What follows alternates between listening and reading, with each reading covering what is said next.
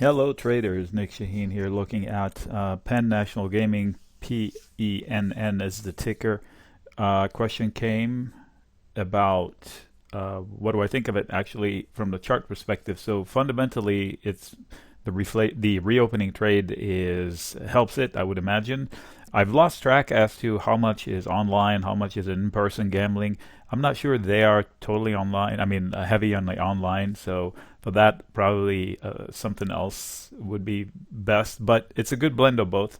So I do have good news on the chart, and I do have some concerning warning. Not bad news, just warning. In case this happens, you should know that there's a catastrophe coming. So let's start with the good news. Hideous downtrend, right? But maybe this was also wrong. So which is anticipating reopening too soon, too much, and then giving back some is normal. If for perspective, I need to zoom out a little bit. So the pandemic somewhere down here. So we go back to normal life, way above normal life, way above normal, way above normal life. So giving back some is not a disaster. Falling into a pivotal zone. Look, this was a problem, and then suddenly, boom, gone. They never retested it. You can argue that this was a mini test. This was a mini test, and now this is a legitimate test of the actual breakout. Test one survived. Higher lows, good. So that's the good news. The bad news, running into resistance for the same reasons here. Prior support becomes forward resistance. So this is a cluster of support that failed. So going into 90 is not an obvious point of entry.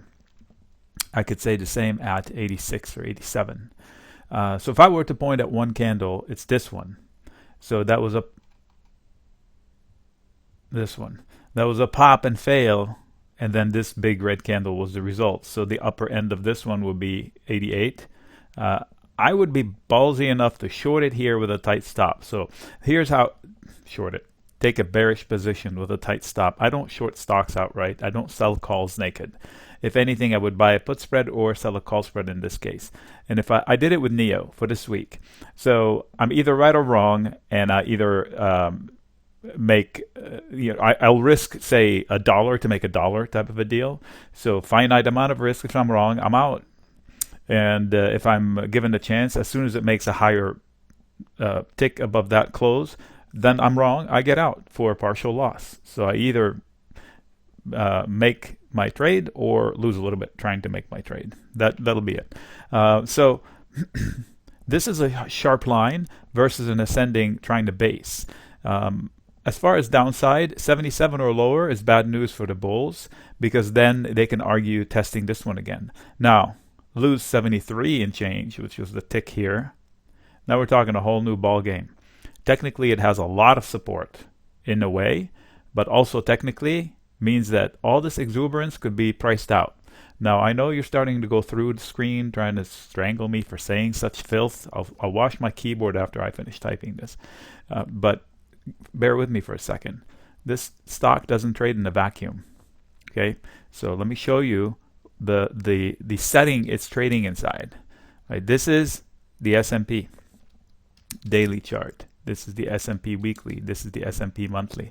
Nowhere here is this an entry point with conviction, long on anything in the S&P. So everything has to trade within the markets itself. So you're saying, well, the S&P is not the whole market. Okay, so let's take the Qs. Ooh, same story, right? Oh, that's not the whole market. Okay, so let's take the IWM. Wait, maybe the third one, the last one, the DIA. So we are clearly in nosebleed territories. It's not reason to short. I'm not saying short it.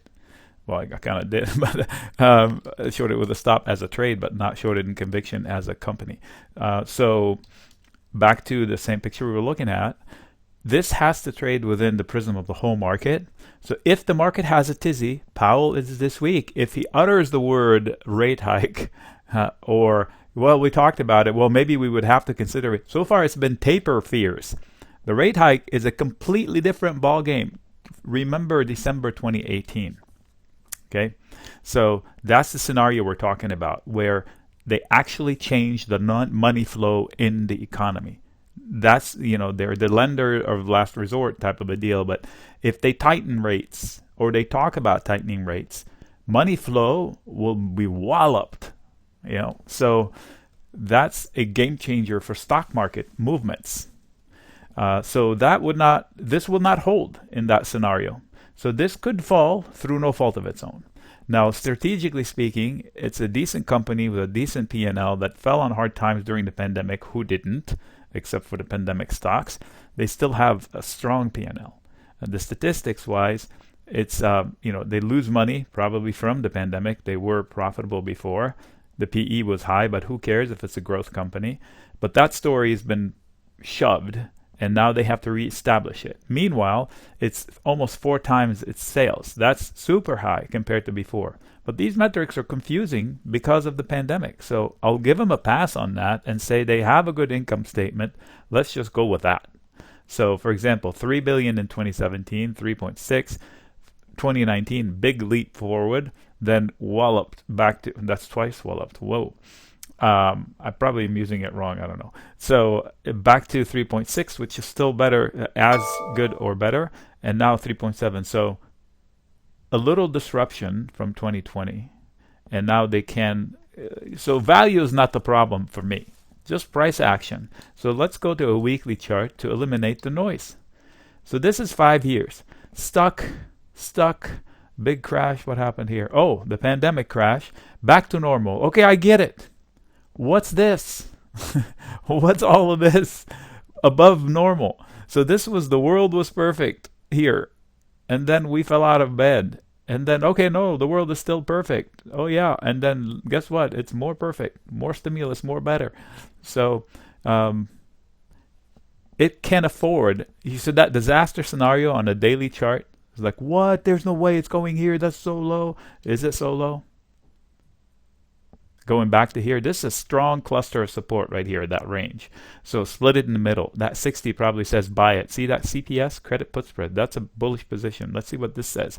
Caution or buy it. Okay, so somebody that wants to go long, same as me taking a bearish position on the shorter term chart, this would be a take a long with a tight stop. So I take a long saying this will hold again, and if it doesn't, then I close my long for a little loss. I either make my trade or I don't. But buying all in right now is definitely not a clear decision. So this is not a all clear decision. This is a pivotal zone buyable, like I started by saying. The breakout was here. This is the first test of the breakout. If they test it again and it fails, it's coming down to here, whether you like it or not. That's my guess on it. So if it fails this one and somebody wants to short it on that failure, fine, as a trade. But I'll be a buyer here and here, or definitely here. What? Nick is crazy. Look at him putting all this stuff. So I'll say long with conviction, because I can guarantee you if this scenario ever comes, and it will at some point, people will be pooping their pants. Nobody will be doing anything. This is where you get the message, Penn, long, exclamation point, means force yourself to overcome your fears of a falling disaster and establish a few longs under duress. Those are the notes that make you money in the future. Anyway, those are my 2 cents on the matter. Nothing here is a trade alert or an action to trade. I'm sharing what I would do with this decent company. Emotions aside, it fell. It has a stint of stabilization. If it doesn't, it will have another leg as big as this one going down from here. The triggers are, it has supports. This is a big trigger with a lot of support in between, but technically if this is lost, it should fall way, way lower through no fault of its own, most likely. This scenario will not come on its own, most likely. This will involve some sort of a hiccup in the market where CNBC will have a markets in turmoil segment.